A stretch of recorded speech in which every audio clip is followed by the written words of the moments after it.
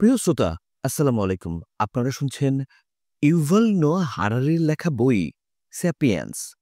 আজ পড়ছি বইটির ৭ম অধ্যায়, স্মৃতি উপচানো তথ্য। প্রাকৃতিক বিবর্তন একজন মানুষকে জন্ম থেকে ফুটবলার করে গড়ে তোলে না। এটা ঠিক যে পা দিয়ে আপনি ফুটবলে লাথি দেন সেটা তৈরি করে বিবর্তন। যে কনুই দিয়ে প্রতিপক্ষর খেলোয়াড়কে গুঁতো মেরে আপনি হলুদ কার্ড পান, সেই শক্ত কনুইয়ের পেছনে অবদান বিবর্তনের। যে মুখ দিয়ে অন্য খেলোয়াড়কে গালি দেন, বিবর্তনই তা ধীরে ধীরে তৈরি করেছে। কিন্তু বিবর্তনের এত সব উপহার বড়জোর আমাদের একা একা ফাঁকা একটা গোলবারে পেনাল্টি কিক করার সুযোগটুকুই করে দিতে পারে। একটা সত্যিকারের ফুটবল ম্যাচ খেলতে হলে আপনাকে বিকেলবেলা স্কুলের মাঠে অচেনা কিছু মানুষকে খেলার সঙ্গী করে নিতে হবে। পাশাপাশি এটাও নিশ্চিত করতে হবে যে দুই পক্ষের সব খেলোয়াড়েরাই যেন একই নিয়ম মেনে চলে। যেসব হিংস্র প্রাণী অচেনা কিছু দেখলেই আক্রমণাত্মক ভঙ্গিতে তেড়ে আসে, তারা তাদের জন্মগত স্বভাব থেকেই সেটা করে। কুকুরের ছানা সব দেশেই, সব জায়গাতেই একই কায়দায় নিজেদের মধ্যে মারামারি, খুনসুটি করতে থাকে, কারণ সেটা তাদের জিনগত সংকেতে লিপিবদ্ধ করা থাকে। কিন্তু কিশোর একটা ছেলের জিনে ফুটবল খেলার নিয়মকানুন লিপিবদ্ধ থাকে না। তারপরও তারা অচেনা ছেলেদের সঙ্গে ফুটবল খেলতে পারে, কারণ তারা সবাই ফুটবল খেলার একই নিয়মকানুন শিখেছে। নিয়মকানুনের পুরোটাই মানুষের কল্পনা থেকে বানানো, কিন্তু সেটা সবাই জানে এবং মানে বলেই সকলে মিলে একসঙ্গে খেলাধুলা করা সম্ভব। শুধু একটা গুরুত্বপূর্ণ তফাৎ বাদ দিলে ফুটবল দলের মতো খেলার নিয়মের এই ধারণা রাষ্ট্র, চার্চ কিংবা ব্যবসায় কেন্দ্রের মতো বড় বড় মানব সংগঠনগুলোর ক্ষেত্রেও প্রযোজ্য। আমাদের শিকারী পূর্বপুরুষদের যেমন একটি গোষ্ঠীতে বা ছোট একটি গ্রামে বসবাস করতে অল্প কিছু সরল এবং সুনির্দিষ্ট নিয়ম মানতে হতো, ফুটবল খেলার নিয়মগুলোও অনেকটা তার সমতুল্য। প্রত্যেক খেলোয়াড়ই খেলার সময় সবগুলো নিয়ম মনে রাখার পাশাপাশি গান, ছবি ও বাজারের ফর্দও মনে রাখতে পারে। কিন্তু বড় বড় মানব প্রতিষ্ঠানগুলোকে হাজার হাজার এমনকি লাখ লাখ মানুষকে একসঙ্গে নিয়ে কাজ করতে হয়। তাদেরকে অনেক তথ্য এবং নিয়মকানুন জমা রাখতে হয়। এত তথ্য এবং নিয়মকানুন মনে রাখা এবং সেসব প্রয়োগ করার মতো ক্ষমতা একজন মানুষের মস্তিষ্কে থাকে না। মানুষ ছাড়া অন্য যেসব প্রাণী বড় বড় দল বেঁধে থাকে, যেমন পিঁপড়া ও মৌমাছি, তাদের দলগুলো অপেক্ষাকৃত স্থায়ী ও নমনীয়। এর কারণ হলো দলবদ্ধ হয়ে থাকার জন্য প্রয়োজনীয় সব নিয়মকানুন সরাসরি তাদের জিনোমে লিপিবদ্ধ করা আছে। উদাহরণস্বরূপ, একটা নারী মৌমাছির লার্ভা পরিণত হয়ে রানী মৌমাছি না কর্মী মৌমাছি হবে তা নির্ভর করে তাকে কিরকম খাবার দেওয়া হচ্ছে তার উপর। বড় হওয়ার পর সমাজে দায়িত্ব অনুযায়ী তার আচার আচরণ কেমন হবে সেসবও তার ডিএনএতেই সরাসরি লেখা থাকে। মৌমাছিদের সামাজিক কাঠামোও মানুষের মতোই বেশ জটিল হতে পারে। সেখানে নানা ধরনের কর্মী মৌমাছি থাকতে পারে: খাদ্য সংগ্রহ কর্মী, সেবিকা কর্মী, পরিচ্ছন্নতা কর্মী ইত্যাদি। কিন্তু গবেষকরা মৌমাছি সমাজে এখন পর্যন্ত কোনো আইনজীবী মৌমাছির সন্ধান পাননি। যেহেতু তাদের আচার আচরণ, সামাজিক দায়িত্ব সব ডিএনএতে লেখা থাকে, মৌমাছিদের সমাজে উকিলের কোনো দরকার নেই। তাদের সমাজে কারো মৌমাছির সংবিধান ভুলে যাওয়ার বা অমান্য করার সম্ভাবনাও নেই। রানী মৌমাছিরা কখনো পরিচ্ছন্নতার কাজে নিয়োজিত মৌমাছির কাছ থেকে ষড়যন্ত্র করে খাবার কেড়ে নেয় না, এবং কর্মী মৌমাছিরাও কখনো বেতন বাড়ানোর জন্য হরতাল অবরোধ করে না। মজার ব্যাপার হলো, মানুষের সমাজে কিন্তু এরকম অনিয়ম অহরহই ঘটে। কারণ হিসেবে বলা যায়, মানুষ তাদের কল্পনাপ্রসূত এসব সামাজিক কাঠামোর ধারণা চাইলেই তাদের ডিএনএতে লিপিবদ্ধ করে পাকাপাকিভাবে তাদের পরবর্তী প্রজন্মে স্থানান্তর করতে পারে না। মানুষের সমাজের আইন কানুন, সামাজিক আচরণ, বিধিবিধানের সবটুকুই প্রত্যেক মানব শিশুকে জন্মের পর থেকেই একটি সচেতন প্রচেষ্টার মধ্য দিয়ে শিখতে হয়। এই শেখার ব্যাপারটা না থাকলে মানুষের যে কোনো সামাজিক কাঠামো ভেঙে পড়তে বাধ্য। উদাহরণস্বরূপ, ব্যাবিলনের রাজা হামুরাবির শাসনকাল আনুমানিক খ্রিস্টপূর্ব ১৭৯২ সাল থেকে ১৭৫০ সাল এর কথা ধরা যাক। তার জারি করা বিধান অনুযায়ী সমাজের মানুষ ৩টি স্তরে বিভক্ত: অভিজাত মানুষ, সাধারণ মানুষ এবং দাস। মৌমাছির সমাজের স্তরবিন্যাসের মতো এই স্তরবিন্যাস প্রাকৃতিকভাবে সৃষ্ট নয়, অর্থাৎ মানুষের জিনে এরকম কোনো স্তরবিন্যাসের কথা লেখা নেই। যদি ব্যাবিলনিয়ান লোকজন নিজে থেকে এই স্তরবিন্যাসের নিয়ম মনে না রাখত, তাহলে তাদের তৎকালীন সামাজিক কাঠামো টিকে থাকাই অসম্ভব হয়ে যেত। যখন রাজা হামুরাবির ডিএনএ তার পরবর্তী প্রজন্মের কাছে গেল, তাতেও কিন্তু রাজা হামুরাবির রাজ্যের বিধিবিধান লিপিবদ্ধ ছিল না। যদি একজন অভিজাত শ্রেণীর মানুষ একজন সাধারণ শ্রেণীর নারীকে হত্যা করে, তাহলে হত্যাকারীকে ৩০টি রূপার মুদ্রা জরিমানা হিসেবে দিতে হবে। এরকম আইন ডিএনএতে লিপিবদ্ধ করা সম্ভব ছিল না। হামুরাবিকে কষ্ট করে এসব আইন কানুন তার ছেলেমেয়েদেরকে শেখাতে হয়েছে। তারা আবার শিখিয়েছে তাদের সন্তানদের। আইন-কানুনগুলো টিকিয়ে রাখার জন্য তার বংশধরদেরকেও প্রজন্ম থেকে প্রজন্মে এই শেখানোর প্রক্রিয়া চালিয়ে যেতে হয়েছে। একটা সাম্রাজ্যকে টিকে থাকতে হলে তার অনেক রকম তথ্যের দরকার হয়। আইন-কানুন ছাড়াও সাম্রাজ্যগুলোকে সবার টাকা-পয়সার লেনদেন, খাজনা, প্রতিরক্ষা বাহিনীর অস্ত্র ও গোলাবারুদের মজুদ, বণিকদের জাহাজ, উৎসব পার্বণ ও যুদ্ধ জয়ের দিনক্ষণের হিসাব রাখতে হয়। লাখ লাখ বছর ধরে মানুষ তার মস্তিষ্কে এসব তথ্য জমা রাখত। দুঃখজনক ব্যাপার হলো, প্রধানত ৩টি কারণে মানুষের মস্তিষ্ক একটি সাম্রাজ্যের এই বিশাল পরিমাণ তথ্য জমা রাখার জন্য উপযুক্ত নয়। প্রথমত, মস্তিষ্কের ধারণ ক্ষমতা সীমাবদ্ধ। এই কথা সত্যি। কিছু কিছু লোকের স্মৃতিশক্তি সত্যি অসাধারণ। প্রাচীনকালে এরকম অসাধারণ স্মৃতিশক্তির মানুষজনকে কেবল রাজ্যের প্রাকৃতিক বৈশিষ্ট্য, ভৌগোলিক খুঁটিনাটি এবং রাজ্যের সমস্ত রকম আইনকানুন নিখুঁতভাবে মনে রাখবার জন্যই চাকরিতে নিয়োগ দেওয়া হতো। কিন্তু অসাধারণ স্মৃতি শক্তিধারী মানুষদেরও মনে রাখার একটা সর্বোচ্চ সীমা আছে। একজন আইনজীবীর পক্ষে হয়তো ম্যাসাচুসেটস রাজ্যের বর্তমান সব আইনকানুন মুখস্থ রাখা সম্ভব, কিন্তু ১৬৯২ এবং ১৬৯৩ সালে ঘটা সালেমের ডাকিনীদের বিচারের পর থেকে সুদীর্ঘ ৩ শতাব্দী ধরে ম্যাসাচুসেটস রাষ্ট্রে কোন আইন কি অবস্থায় প্রণীত হয়েছে বা কোন আইন প্রবর্তনের পরিপ্রেক্ষিত কি ছিল, সেসবের সমস্ত খুঁটিনাটি মনে রাখা তার পক্ষে একেবারেই অসম্ভব। দ্বিতীয়ত, মানুষ মরণশীল। মানুষ মারা যাওয়ার সঙ্গে সঙ্গে তার মস্তিষ্কেরও মৃত্যু ঘটে। একটা মস্তিষ্কের গড় আয়ু যেহেতু ১০০ বছরেরও কম, সুতরাং একটা মস্তিষ্কে জমা রাখার সব তথ্য ১০০ বছরের আগেই মুছে যাবে। এটা মোটামুটিভাবে নিশ্চিত। একথা ঠিক, মানুষ তার মস্তিষ্কের জমানো তথ্য, কথাবার্তা, আকার, ইঙ্গিত বা অভিনয়ের মাধ্যমে সরাসরি অন্য মস্তিষ্কে স্থানান্তর করতে পারে। কিন্তু এভাবে কেবল আংশিক তথ্যেরই স্থানান্তর সম্ভব এবং সেই স্থানান্তরের সময় প্রতিবারই কিছু ভুল ত্রুটি থেকে যায়। উদাহরণ: বলার ত্রুটি, শোনার ত্রুটি, অভিনয়ের ত্রুটি, অভিনয়ের অর্থ বোঝার ত্রুটি।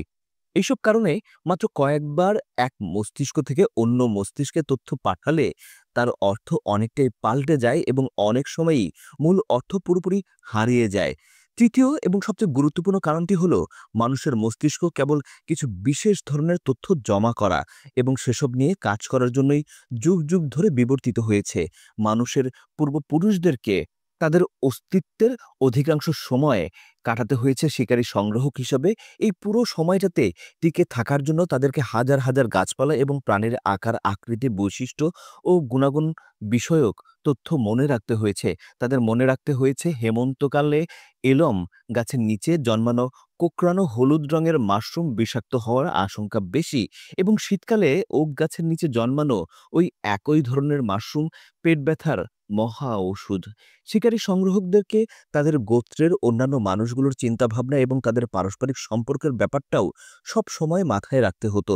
রাজ্জাক যদি শাবানাকে খুব উত্ত্যক্ত করত এবং রাজ্জাকের বিরক্তিকর আচরণ থেকে মুক্তি পাওয়ার জন্য শাবানার যদি তৃতীয় কারো সাহায্যের দরকার পড়ত, তাহলে শাবানার জন্য এই কথাটা জানা জরুরি ছিল যে রাজ্জাকের সঙ্গে গত সপ্তাহ থেকে ববিতার ঝামেলা চলছে। কারণ সেক্ষেত্রে ববিতাকে বললেই সে রাজ্জাককে লাইনে আনার ব্যাপারে শাবানাকে সাহায্য করতে সানন্দে এবং উৎসাহের সঙ্গে রাজি হতো। এক কথায় বলা যায়, বিবর্তনীয় চাপই মানুষকে উদ্ভিদ, প্রাণী, চারপাশের প্রকৃতি এবং সামাজিক সম্পর্ক এসব সম্বন্ধে বিপুল পরিমাণ তথ্য তার মস্তিষ্কে জমা রাখতে বাধ্য করেছিল। কৃষিভিত্তিক বিপ্লবের পর থেকে মানুষ অপেক্ষাকৃত বড় এবং জটিল ধরনের সমাজ গঠন করতে শুরু করলো এবং এই নতুন ধরনের সমাজে সম্পূর্ণ নতুন এক ধরনের তথ্য জমা রাখা মানুষের জন্য অত্যন্ত গুরুত্বপূর্ণ হয়ে উঠল। সেটা হলো সংখ্যা। শিকারী সংগ্রাহকদের কখনোই গাণিতিক তথ্য জমা রাখার তেমন দরকার পড়েনি। উদাহরণস্বরূপ, কোন গাছে কয়টা আম ধরল তার হিসাব নিকাশও কোনো শিকারী সংগ্রাহকই রাখত না। এইসব কারণে এতকাল ধরে মানুষের মস্তিষ্ক কখনোই গাণিতিক তথ্য মনে রাখা বা সূক্ষ্ম হিসাব নিকাশ করার জন্য বিবর্তিত হয়নি। অথচ একটি বড় রাজ্য পরিচালনার জন্য গাণিতিক তথ্য ছিল অপরিহার্য। শুধু আইন কানুন প্রণয়ন এবং দেবদেবীদের গল্পে মানুষের বিশ্বাস তৈরি করাই একটি রাজ্য শাসনের জন্য যথেষ্ট ছিল না।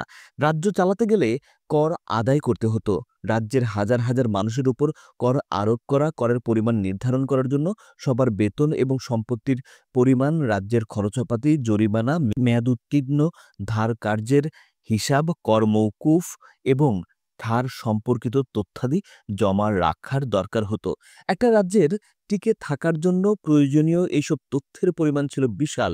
এই বিশাল পরিমাণ তথ্য জমা রাখতে না পারলে এবং সেসব নিয়ে কাজ করতে না পারলে একটা রাজ্যের পক্ষে কোনোভাবেই জানা সম্ভব ছিল না যে তার কি কি সম্পদ আছে এবং ভবিষ্যতে তার পক্ষে আর কি কি সম্পদ আহরণ করা সম্ভব।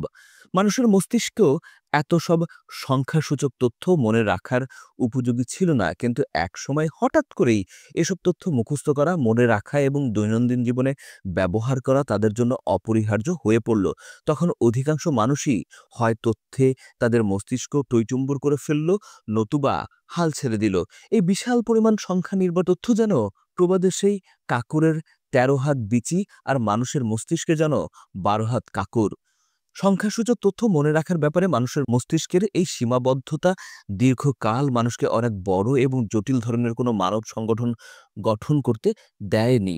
মানুষের কোনো একটি বিশেষ দল বা গোষ্ঠী সদস্য সংখ্যা একটা নির্দিষ্ট সীমা অতিক্রম করলেই তাদের একসঙ্গে থাকার জন্য বিপুল পরিমাণ গাণিতিক তথ্য সংগ্রহ এবং পর্যালোচনা করার দরকার পড়ত। যেহেতু মানুষের মস্তিষ্ক এই কাজটা করতে পারত না, সুতরাং সেই বিশেষ দল বা গোষ্ঠী একসময় ভেঙে পড়ত। সেই কারণেই কৃষি বিপ্লবের হাজার হাজার বছর পরেও মানুষের সামাজিক প্রতিষ্ঠানগুলোর আকার ছিল অপেক্ষাকৃত ছোট এবং সরল। এই সমস্যার সমাধান বের করেছিলেন দক্ষিণ মেসোপটেমিয়ার অধিবাসী প্রাচীন সুমেরীয়রা। সেখানে উর্বর কাদামাটিকে চিরে ফেলা, তপ্ত সূর্যের আলো বয়ে আনত পর্যাপ্ত ফসলের সমারোহ। আর এই ফসলের সমারোহ সেখানে তৈরি করল সমৃদ্ধ নগর। নগরবাসীর সংখ্যা যতই বাড়তে থাকলো, তাদের দৈনন্দিন কার্যকলাপ সুষ্ঠুভাবে পরিচালনা করার জন্য প্রয়োজনীয় গাণিতিক তথ্যের পরিমাণও বাড়তে থাকলো। এই সমস্যার সমাধান করতে আনুমানিক খ্রিস্টপূর্ব ৩৫০০ থেকে ৩০০০ অব্দের মধ্যে কিছু নাম না জানা সুমেরীয় পণ্ডিত গাণিতিক তথ্য জমা রাখার একটা উপায় বের করলেন। তাদের নিজেদের উদ্ভাবিত এই পদ্ধতির মূল লক্ষ্য ছিল অনেক বেশি পরিমাণ গাণিতিক তথ্য সংরক্ষণ করতে পারা। এর মাধ্যমে সুমেরীয়রা প্রথম বড় বড় সমাজ কাঠামো তৈরির ব্যাপারে মানব মস্তিষ্কের তথ্য জমা রাখার সীমাবদ্ধতা থেকে মুক্ত হলো। তৈরি হতে লাগলো শহর, রাজ্য এবং সাম্রাজ্য। মানব মস্তিষ্কের বাইরে তথ্য সংগ্রহ ও পর্যালোচনার জন্য সুমেরীয়রা যে পদ্ধতির উদ্ভব ঘটায় তার নাম ছিল লেখনী। সত্যায়িত কুসিম। লেখনী হলো বস্তু জগতের কিছু প্রতীক বা চিহ্নের মাধ্যমে তথ্য জমা রাখার একটা পদ্ধতি। সুমেরীয়রা কাদামাটির ফলকে তাদের প্রয়োজনীয় তথ্যাদি লিপিবদ্ধ করে রাখত। তাদের বর্ণমালা তৈরি হয়েছিল দুই ধরনের প্রতীক ও চিহ্নের সমন্বয়ে। এক ধরনের চিহ্ন সংখ্যা বোঝাতে ব্যবহৃত হতো, যেমন ১, ১০, ৬০, ৬০০ বা ৩৬০০। এই সংখ্যাগুলোর জন্য তাদের বর্ণমালায় আলাদা আলাদা প্রতীক বা চিহ্ন ছিল। এখানে জানিয়ে রাখা দরকার, সুমেরীয়রা ৬ ভিত্তিক এবং ১০ ভিত্তিক সংখ্যার সমন্বিত একটা সংখ্যা পদ্ধতি ব্যবহার করত। সম্ভবত তাদের ৬ ভিত্তিক সংখ্যা ব্যবস্থা থেকে অনুপ্রাণিত হয়ে পরবর্তীকালের মানুষজন একটি দিনকে ২৪ ঘন্টায় ভাগ করা বা একটি বৃত্তকে 36 ডিগ্রিতে ভাগ করার ধারণা পায়। অন্য আর এক ধরনের প্রতীক বা চিহ্ন দিয়ে তারা মানুষ, পশু-পাখি, কেনাবেচার পণ্য, রাজ্যের সীমানা, দিন তারিখ এসব তথ্য জমা রাখত।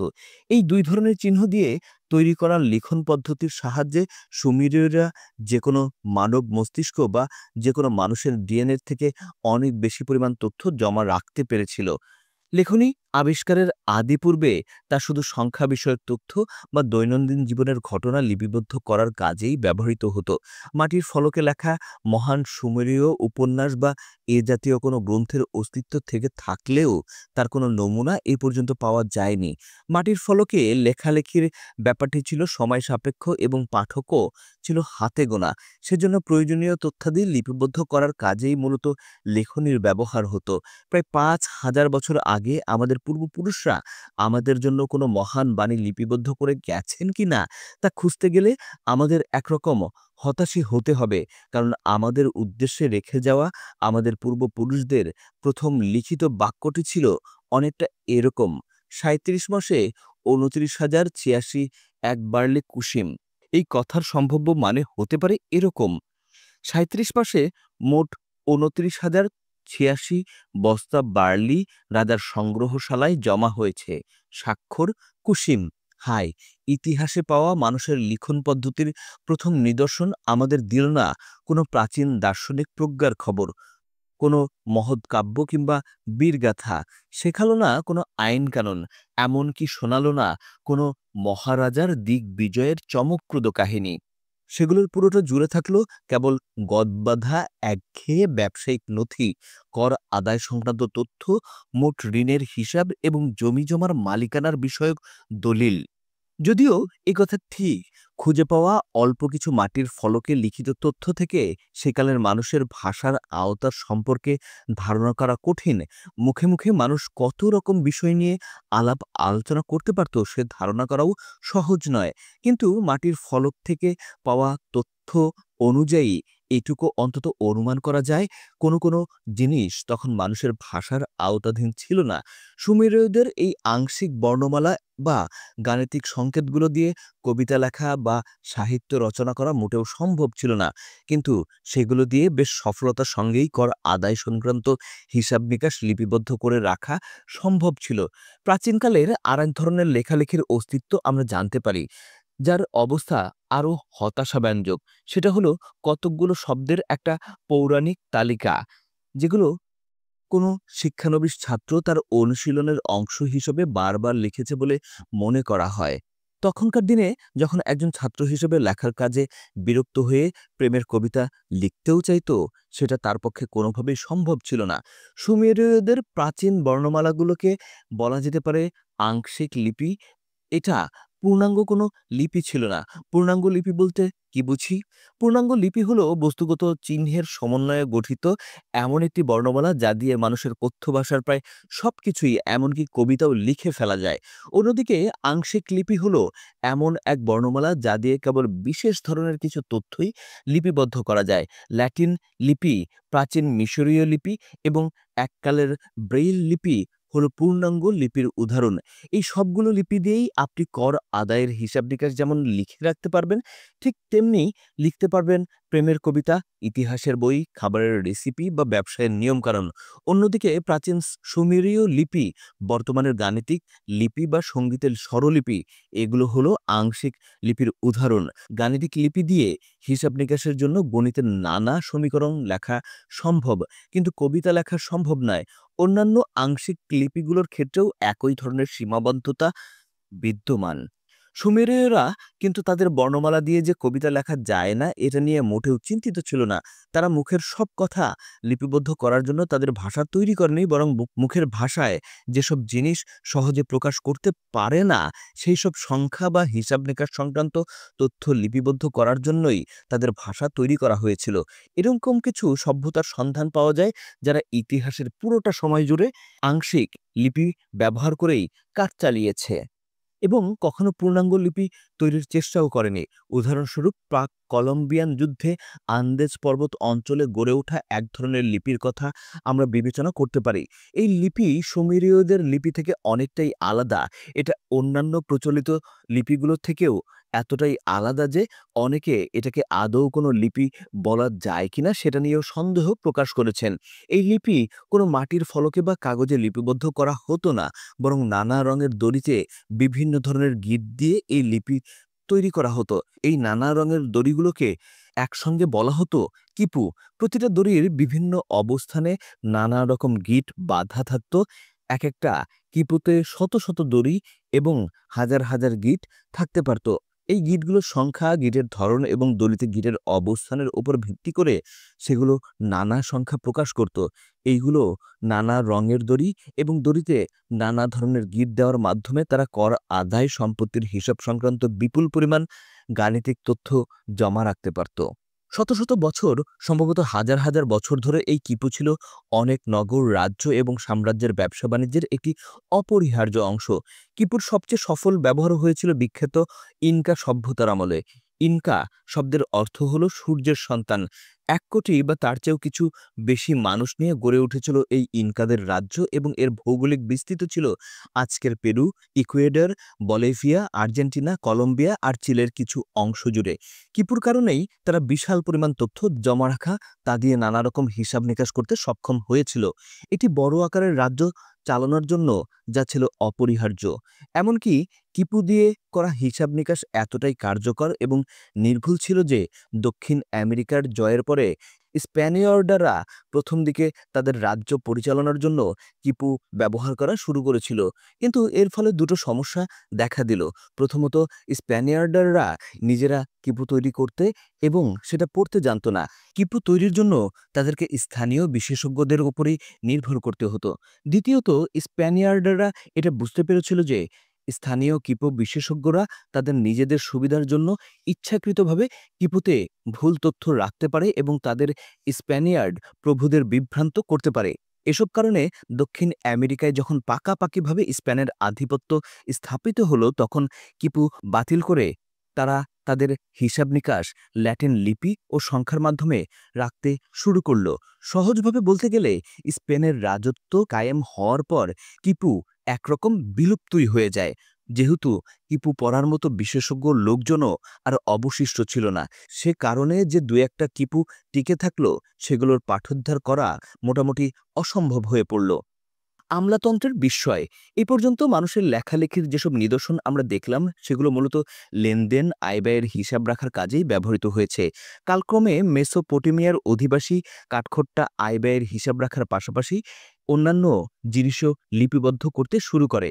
খ্রিস্টপূর্ব ৩০০০ অব্দ থেকে খ্রিস্টপূর্ব ২৫০০ অব্দ পর্যন্ত সুমেরীয় লিপিতে একের পর এক বর্ণ এবং চিহ্ন যুক্ত হতে থাকে। এর ফলে সুমেরীয়দের লিপি একসময় পূর্ণাঙ্গ লিপি হয়ে ওঠে, যেই লিপির আধুনিক নাম কিউনিফর্ম। খ্রিস্টপূর্ব ২৫০০ অব্দের মধ্যেই কিউনিফর্ম লিপি ব্যবহার করে রাজারা সমন জারি করতে শুরু করেন। ধর্মযাজকেরা ঈশ্বরের বিধান লিপিবদ্ধ করার দায়িত্ব নেন আর সাধারণ মানুষজন লিখতে শুরু করেন ব্যক্তিগত চিঠিপত্র। মোটামুটি একই সময়ে মিশরের আদিবাসীরা হায়ারোগ্লিফিক্স, আরেকটি পূর্ণাঙ্গ লিপি তৈরি করে। খ্রিস্টপূর্ব ১২০০ অব্দের দিকে চীনে এবং খ্রিস্টপূর্ব ১০০০ থেকে খ্রিস্টপূর্ব ৫০০ অব্দের দিকে মধ্য আমেরিকার আরও কিছু পূর্ণাঙ্গ লিপির উৎপত্তি হয়। এসব এলাকা থেকে কালক্রমে এই পূর্ণাঙ্গ লিপিগুলো দূর দূরান্তে ছড়িয়ে পড়ে। বিভিন্ন এলাকায় লিপিগুলো নানাভাবে বিবর্তিত হয়, নতুন আকার ধারণ করে এবং বিস্তৃত হয় এদের কার্যপরিধি। মানুষ কবিতা লিখতে শুরু করে, লেখা শুরু হয় ইতিহাস, প্রেমের আখ্যান, নাটক, ভবিষ্যৎবাণী এবং রান্নার বই। এত কিছুর পরও লিখিত ভাষার প্রধান কাজ একগাদা গাণিতিক তথ্য জমা রাখা এবং সেগুলো দিয়ে হিসাব নিকাশ করার মধ্যেই সীমাবদ্ধ থাকে। অধিকাংশ লিপিগুলোই আগের মতো এই কাজের দায়িত্ব পালন করতে থাকে। হিব্রুদের বাইবেল, গ্রিকদের ইলিয়াড, হিন্দুদের মহাভারত কিংবা বৌদ্ধদের ত্রিপিটক প্রাথমিকভাবে মৌখিক ভাষার মাধ্যমে সৃষ্টি হয়েছিল। লিখিত ভাষা আবিষ্কার না হয় সম্ভবত মানুষের মুখে মুখেই এই গ্রন্থগুলো টিকে থাকত। এদিকে খাজনার হিসেব আর আমলাতান্ত্রিক সমাজের জন্মই হয়েছে আংশিক লিপিগুলোর জন্মের সঙ্গে সঙ্গে। এরা অনেকটা মায়ের পেটে থাকতেই জোড়া লেগে যাওয়া যমজ দুই ভাইয়ের মতো। একটিকে আরেকটির থেকে আলাদা করে ভাবা অসম্ভব। দুর্বোধ্য কিছু সংকেতমালা দিয়ে তৈরি আজকের দিনের কম্পিউটারাইজড ডেটাবেজ বা দস্তাবেজগুলো দেখলেও এই কথা সহজেই বোঝা যায়। কম্পিউটারের ভাষা পূর্ণাঙ্গ ভাষা নয় এবং মানুষের পক্ষে তা পাঠ করা মুশকিল। কম্পিউটারের তথ্য জমা রাখতে না পারলে এত বিশাল সংখ্যক মানুষের এত বিষয়ের তথ্য জমা রাখা মানুষের জন্য অসম্ভব হতো। সেই হিসেবে বলাই যায় যে এত মানুষের হিসাব নিকাশ রাখার জন্যই কম্পিউটারের আংশিক লিপির উদ্ভব হয়েছে। আবার একথা সত্যি যে এই আংশিক লিপি আবিষ্কারের ফলেই মানুষ এত তথ্য রাখতে পারছে, তার তথ্যের মালিক তৈরি করতে পারছে একটি আমলাতান্ত্রিক সমাজ। লিখিত দলিল দস্তাবেজের পরিমাণ যখন বাড়তে থাকলো, বিশেষ করে আইন কানুন প্রশাসন সংক্রান্ত দলিলপত্র যখন অনেক বেশি হয়ে গেল, তখন নতুন একটি সমস্যা দেখা দিল। এত দলিল দস্তাবেজ থেকে কোনো একটি বিশেষ তথ্য খুঁজে বের করা ব্যাপারটি এই পর্যায়ে বেশ কঠিন হয়ে পড়ল। মানুষের স্মৃতিতে থাকা কোনো তথ্য খুঁজে বের করা অনেক সহজ। আবার আমার মস্তিষ্কে লাখ লাখ কোটি কোটি নানা রকমের তথ্য আছে। তারপরও আমি বলতে গেলে এক মুহূর্তের মধ্যেই মনে করতে পারি ইতালির রাজধানীর নাম কি। তারপরও আমার মাথায় ভাসতে থাকে ২০০১ সালের ১১ই সেপ্টেম্বর আমি কি করেছিলাম তার স্মৃতি। এবং তারপরেই আমি মনে করতে থাকি আমার বাসা থেকে বিশ্ববিদ্যালয়ে যাওয়ার রাস্তার কথা। এতগুলো ভিন্ন ধরনের তথ্য আমি মনে করতে পারি মুহূর্তের মধ্যেই। কিভাবে মস্তিষ্ক তথ্য খোঁজার এই কাজটি এত নিপুণভাবে এত কম সময়ে করে, সেটা আজও এক রহস্য। কিন্তু আমরা এটা বুঝি যে মস্তিষ্কের তথ্য খোঁজার ক্ষমতা বিস্ময়কর। ব্যতিক্রম একটাই, প্রতিদিন অফিসে যাওয়ার আগে যখন আপনি চশমা, মানিব্যাগ বা বাসার চাবি খোঁজার চেষ্টা করেন, তখনই সে রীতিমতো নাকাল হয়ে যায়। কিছুতেই মনে করতে পারে না কিছুক্ষণ আগের সামান্য এই তথ্যটুকু। আমরা জানলাম মস্তিষ্কের তথ্য খোঁজার ক্ষমতা অসাধারণ এবং মস্তিষ্ক এই কাজটি খুব দ্রুততার সঙ্গে করে। এবারে দড়িতে গিট দিয়ে বানানো কিপু থেকে বা মাটির ফলক খোদাই করা লিপির ব্যাপারে ফিরে আসি। এসব থেকে কিভাবে আপনি কোনো তথ্য খুঁজবেন এবং পাঠোদ্ধার করবেন?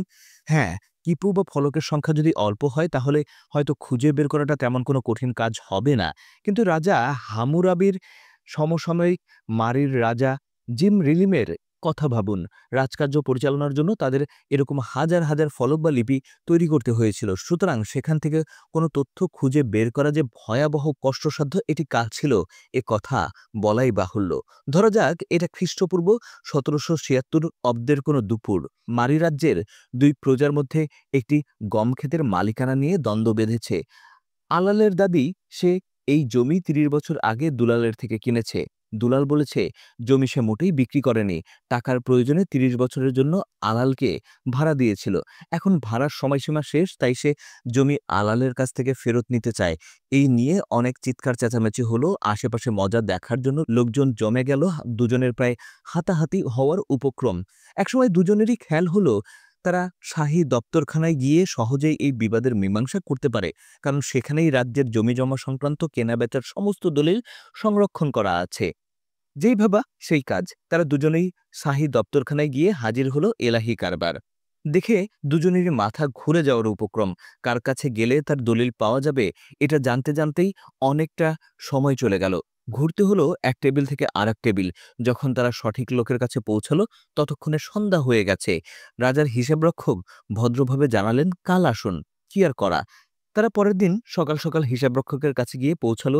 হিসাবরক্ষক একজন সহকারীকে দলিল খুঁজে বের করার দায়িত্ব দিলেন। সহকারী তাদের দুজনকে বিশাল আকারের দস্তাবেজ কক্ষে নিয়ে গেল। এই কক্ষের একদম মেঝে থেকে উঁচু ছাদ পর্যন্ত মাটির ফলকে ঠাসাঠাসি। তরুণ সহকারীদের মুখ শুকিয়ে কাঠ। এই ফলকের স্তূপ থেকে কিভাবে ৩০ বছর আগের একটি দলিল খুঁজে বের করবে সে? যদিও বা একটা দলিল পায় আলাল ও দুলালের নামে, কি করে বুঝবে এটাই আলাল এবং দুলালের জমি সংক্রান্ত সর্বশেষ দলিল? এরপরে তারা জমি সংক্রান্ত কোনো দলিল পরিবর্তন বা বাতিল করেনি, তার কি নিশ্চয়তা? আর আলাল বা দুলালের কোনো দলিল যদি আদৌ পাওয়া না যায়, তাহলে কি এটা বোঝা যাবে যে আলাল আর দুলালের মধ্যে জমি সংক্রান্ত কোনো দলিলই হয়নি? দলিলের লিপির ফলকটাও তো ভেঙে গিয়েও থাকতে পারে, অথবা গত বর্ষায় দস্তাবেজের কক্ষে কোনায় যে কয়টা মাটির ফলক একদম মাটির সঙ্গে মিশে গেছে, ওদের দলিলটা সেটার মধ্যে নেই। সেটাই বা কি করে বোঝা যাবে? সুতরাং একদম স্পষ্ট যে কোনো তথ্য মাটির ফলকে লিখে রাখতে পারলেই যে সেটা প্রয়োজনের সময় সহজে নির্ভুলভাবে এবং দ্রুততার সঙ্গে খুঁজে পাওয়া যাবে এমনটা নয়। সেটা করার জন্য লিখে রাখা তথ্যগুলোকে সঠিকভাবে বিন্যাস করা, একটা সূচিপত্র তৈরির দরকার। ফটোকপি মেশিনের মতো সহজেই তথ্যের অনুলিপি তৈরি করার জন্য একটা ব্যবস্থা থাকা দরকার। সর্বোপরি দ্রুততার সঙ্গে তথ্য খুঁজে বের করার জন্য কম্পিউটার অ্যালগরিদমের মতো কোনো উন্নত কৌশল থাকা দরকার। পাশাপাশি ছানু সঙ্গে একটু হাসিখুশি হলে ভালো হয়। লাইব্রেরিয়ানের মতো কিছু মানুষ থাকা দরকার যারা এসব কৌশল এবং যন্ত্রপাতি সঠিকভাবে প্রয়োগ ও ব্যবহার করতে পারে। এইসব করার চেষ্টা করতে গিয়ে মানুষ বুঝতে পারল লিখন পদ্ধতি আবিষ্কারের থেকে তথ্য সাজানো, অনুলিপি তৈরি এবং তথ্য খোঁজার কাজগুলো বেশি কঠিন। মানুষের ইতিহাসের বিভিন্ন সময়ের পৃথিবী বিভিন্ন জায়গাতে স্বাধীনভাবে নানা রকম লিখন পদ্ধতি বিকাশ লাভ করেছে। প্রত্নতাত্ত্বিকেরা এখনো গড়ে প্রতি ১০ বছরে কয়েকটি করে হারিয়ে যাওয়া লিখন পদ্ধতি আবিষ্কার করেন। এর মধ্যে কয়েকটি সুমেরীয়দের কাদামাটির ফলকে লেখা লিপির চেয়ে পুরাতনও হতে পারে, কিন্তু এসব লিপির অধিকাংশই কেবল আজ মানুষের কৌতূহলের উপাদান হয়ে টিকে আছে। এর কারণ হলো অধিকাংশ লেখ্য ভাষার ক্ষেত্রেই মানুষের ভাষায় লেখা তথ্যগুলোকে তালিকাবদ্ধ করা, অনুলিপি তৈরি করা এবং দ্রুত খুঁজে বের করার কৌশল আবিষ্কার করতে ব্যর্থ হয়েছে। অন্যদিকে সুমেরীয়, মিশরীয় এবং ইনকা সভ্যতার মানুষজন এই কাজগুলো সফলতার সঙ্গে করতে সক্ষম হয়েছিল। এমনকি তারা নকল-নবিশ, কেরানি, গ্রন্থাগারিক এবং হিসাব রক্ষক তৈরি করার স্কুলের জন্য রাজ্যের কোষাগার থেকে অর্থও বরাদ্দ করত। এরকম একটি স্কুলের একজন ছাত্রের লেখালেখি চর্চার সময়কার একটি লিপি আধুনিক প্রত্নতাত্ত্বিকেরা উদ্ধার করতে সক্ষম হয়েছেন। এই লিপিটি প্রাচীন মেসোপটেমিয়া থেকে আবিষ্কৃত হয়েছে এবং ধারণা করা হয় এটি প্রায় ৪,০০০ বছরের পুরনো। লিপিটি অনেকটা এরকম: আমি ঘরের ভেতরে ঢুকলাম এবং বসে পড়লাম এবং আমার শিক্ষক আমার ফলকে খোদাই করা লেখাটি পড়লেন। তিনি বললেন, না, কিছু একটা গড়বড় আছে, এবং তিনি তার ছড়ি দিয়ে আমাকে শাস্তি দিলেন। দায়িত্বরত একজন কর্মী আমাকে বললেন, তুমি আমার অনুমতি ছাড়া কেন মুখ খুলেছ? এবং তিনি তার ছড়ি দিয়ে আমাকে শাস্তি দিলেন। আইন শৃঙ্খলার দায়িত্বে থাকা একজন বললেন, আমার অনুমতি ছাড়া তুমি কেন উঠেছ? এবং তিনি তার ছড়ি দিয়ে আমাকে শাস্তি দিলেন। দারোয়ান বলল, তুমি কেন আমার অনুমতি ছাড়া বাইরে বের হচ্ছ? এবং সে তার ছড়ি দিয়ে আমাকে মারল। বিয়ারের জগের দায়িত্বে থাকা লোকটি বলল, কেন তুমি আমার অনুমতি ছাড়া বিয়ার নিলে? এবং সে তার ছড়ি দিয়ে আমাকে মারল। সুমেরীয় শিক্ষক বললেন, কেন তুমি আক্কাদিয়ান ভাষায় কথা বললে? এবং তিনি তার ছড়ি দিয়ে আমাকে শাস্তি দিলেন। আমার শিক্ষক বললেন, তোমার হাতের লেখা সুন্দর নয়, এবং তিনি তার ছড়ি দিয়ে আমাকে শাস্তি দিলেন। প্রাচীনকালের নকল নবিশরা যে শুধু পড়তে এবং লিখতে শিখত তা নয়, বরং তাদের তালিকা, অভিধান, দিনপঞ্জি, ফরম্যাট, টেবিল এসবের ব্যবহারও শেখানো হতো। তালিকা বা সূচি তৈরি করা, তথ্য দ্রুত খুঁজে বের করা এবং সেসব নিয়ে কাজ করার কৌশলগুলো তারা শিখত এবং আত্মস্থ করত। এই কৌশলগুলো মস্তিষ্কের স্বাভাবিক তথ্য জমা রাখা, খুঁজে বের করার পদ্ধতির থেকে একেবারেই আলাদা। মস্তিষ্কে নানা রকম তথ্য স্বাধীনভাবে জমা থাকে, তালিকার মতো বিষয় অনুযায়ী বা সময় অনুযায়ী সাজানো থাকে না। যখন আমি আমার সঙ্গীকে নিয়ে কিস্তিতে নতুন বাড়ি কেনার জন্য চুক্তিপত্রে স্বাক্ষর করতে ব্যাংকে যাই, হুট করে আমার মনে পড়ে যায় যে আমাদের সেই ছোট্ট বাড়িটার কথা, যেখানে আমরা প্রথমে একসঙ্গে বসবাস করতে শুরু করেছিলাম। সংসারের কথা ভাবতে গিয়েই আমার মনে পড়ে নিউ অরলিয়ান্সে কাটানো আমাদের মধুচন্দ্রিমার সুন্দর মুহূর্তগুলো। অরলিয়ান্সের কথা ভাবলেই আমার মনে পড়ে মধুচন্দ্রিমায় ওখানকার সিটি পার্কে গিয়ে দেখা কুমিরের কথা। কুমিরের বড় বড় মুখ আর দাঁত আমাকে মনে করিয়ে দেয় আগুনের হলকা বের করা ভয়ঙ্কর ড্রাগনের কথা। ড্রাগন আমাকে মনে করিয়ে দেয় ড্রাগনের জন্য করা ওয়াগনারের লেপ মোটিফ সঙ্গীতের একটি অংশ, যা কোনো কাহিনী, গল্পের চরিত্র, স্থান বা বিষয়ের সঙ্গে সম্পর্কযুক্ত। চরিত্রটি গল্পে যখন উপস্থিত হয় তার লেট মোটিফ বাজতে থাকে। হলিউডের বিখ্যাত চলচ্চিত্র সিরিজ স্টার ওয়ার্সে লেট মোটিফের অনেক ব্যবহার দেখা যায়। এই লেট মোটিফ আমাকে মনে করিয়ে দেয় তার সৃষ্টি করা বিখ্যাত গীতিনাট্য দ্য রিংস অব দ্য নিবিলুঞ্জেন এর কথা, যার সঙ্গীতের স্বরলিপি তৈরি করতে ওয়াগনারের প্রায় ২৬ বছর সময় লেগেছিল। এত সব সাত-পাঁচ ভাবতে ভাবতেই হুট করে খেয়াল হয় আমি ব্যাংকে বসে শীষ দিয়ে ওয়াগনারের সেই বিখ্যাত গীতিনাট্য সিগফ্রিড চরিত্রটির জন্য করা লেট মোটিভ বাঁধানোর চেষ্টা করছি। ব্যাংকের কেরানি হতভম্ব হয়ে আমার দিকে তাকিয়ে আছেন। রাষ্ট্র পরিচালনার জন্য প্রয়োজনীয় তথ্যগুলো এভাবে একসঙ্গে রাখলে চলে না, রাখতে হয় আলাদা আলাদাভাবে। বাড়ির বন্ধকির কাগজপত্র থাকবে একটা ড্রয়ারে, আর একটা ড্রয়ারে থাকবে বিয়ের সনদপত্র, আলাদা ড্রয়ারে রাখা হবে খাজনা সংক্রান্ত কাগজপত্র, ভিন্ন আরেকটি ড্রয়ারে রাখা হবে মামলা মোকদ্দমা সংক্রান্ত তথ্য। এভাবে বিষয় অনুযায়ী আলাদা আলাদা করে না রাখলে পরে আমাদের পক্ষে তথ্য খুঁজে বের করা বেশ কঠিন হয়ে যাবে। কিন্তু যখন কোনো তথ্য একসঙ্গে একাধিক বিষয়ের সঙ্গে সম্পর্কিত, তখন সেটা কোন ড্রয়ারে রাখা হবে সেটা একটা সমস্যা দেখা দেয়। ওয়াগনারের গীতিনাট্যর কথাই ধরা যাক। আমি কি এটাকে সঙ্গীতের ড্রয়ারে রাখবো, নাকি নাটকের ড্রয়ারে রাখবো, নাকি ওয়াগনারের গীতিনাট্যের জন্য নতুন একটা ড্রয়ারই তৈরি করব?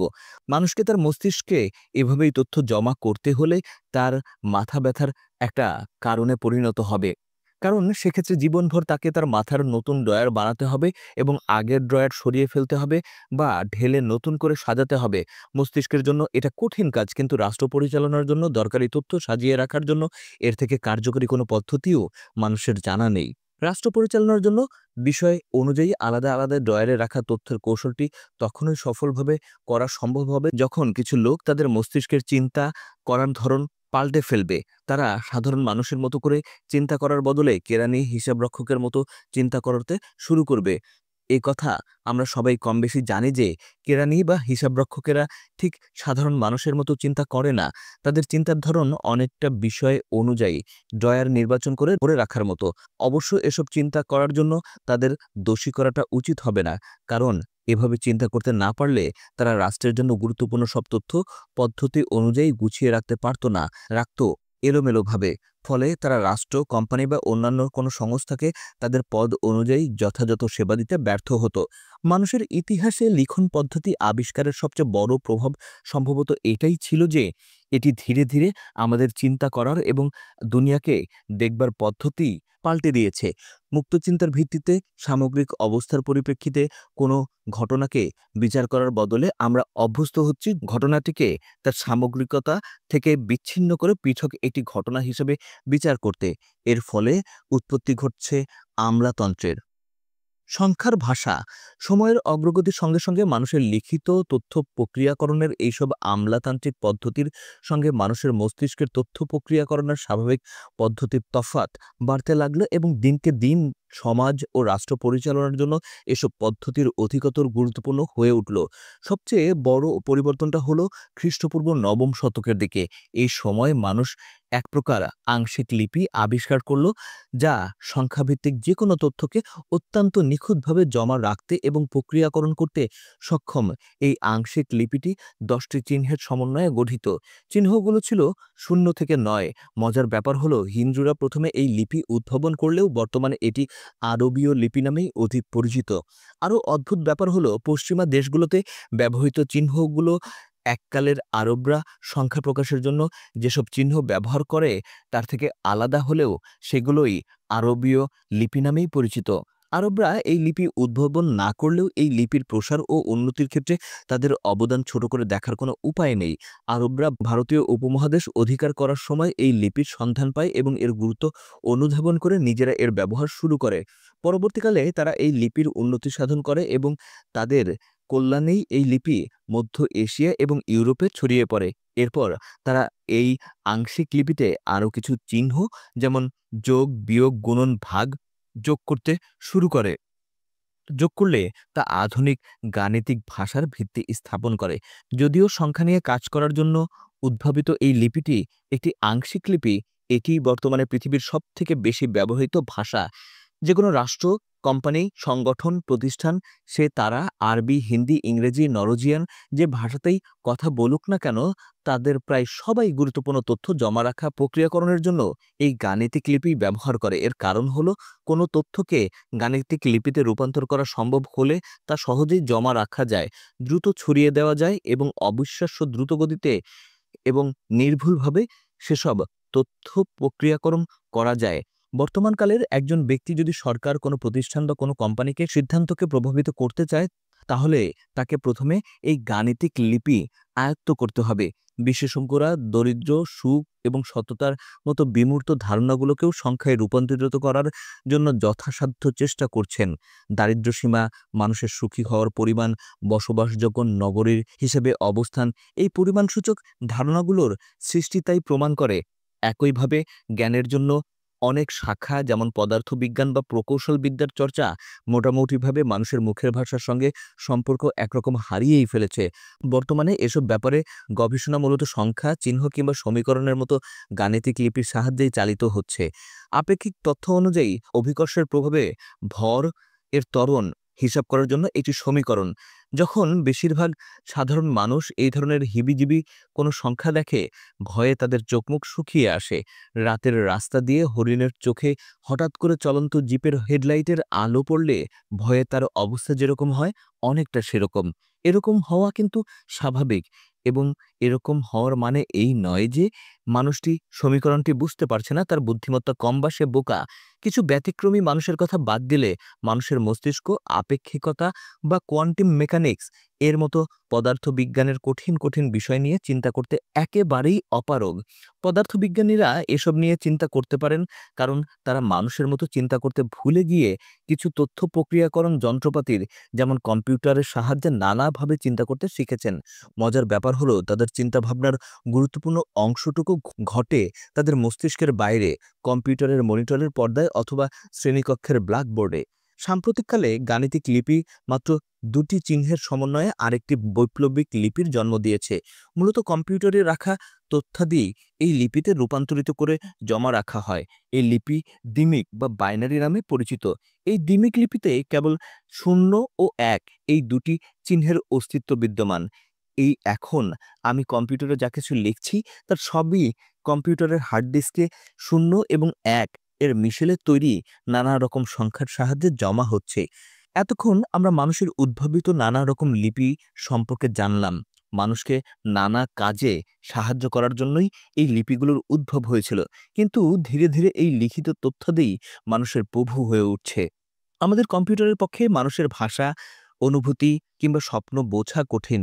সে কারণে আমরা আমাদের গণিতের ভাষার কথা বলতে, দুঃখ সুখ অনুভব করতে, স্বপ্ন বুনতে শেখাচ্ছি, যাতে কম্পিউটারের কাছে বোধগম্য হয় কে কার প্রভু।